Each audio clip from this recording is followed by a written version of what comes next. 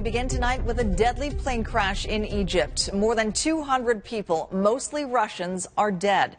The plane was en route to St. Petersburg when it ran into trouble about 20 minutes after leaving the popular tourist destination of Sharm el-Sheikh. A militant group has claimed responsibility, but officials say that's not possible. As our Washington correspondent Aarti explains, the cause of the crash is still under investigation. Not a single survivor. Officials say all 217 passengers and 7 crew died when the Russian airliner came crashing down in Egypts Sinai Peninsula early this morning. The plane was flying from Sharm el-Sheikh. It departed just before 6 Saturday morning, bound for St. Petersburg, Russia.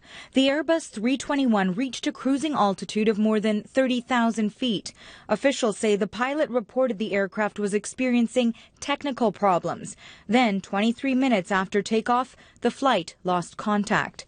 Anxious relatives filled the airport waiting for loved ones. They told us they'll be landing at 11:40, she says. Her son was on holiday with his family, his wife, and 10-month-old daughter.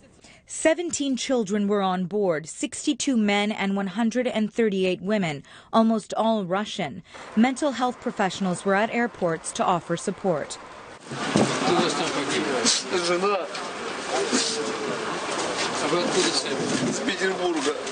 In Egypt, the plane's black boxes have been retrieved and are being analyzed. The aircraft, operated by Metrojet, was 18 years old.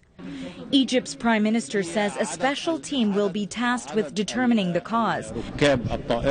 Investigators will examine multiple factors, including structural or mechanical failures, pilot error, sabotage, and weather. Experts say it's highly unusual for an airplane at cruising altitude to crash, suggesting there typically has to be some catastrophic failure. The plane went out of control very quickly. I believe that all of the electrical power to the airplane was lost, which means that they've lost control of the plane and they've lost the ability to send a radar signal.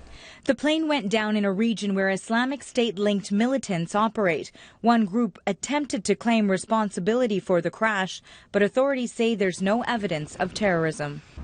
Airlines such as Lufthansa and Air France say until the cause of the crash is determined, they will not fly over the Sinai Peninsula. And in Russia, President Vladimir Putin has declared Sunday a national day of mourning.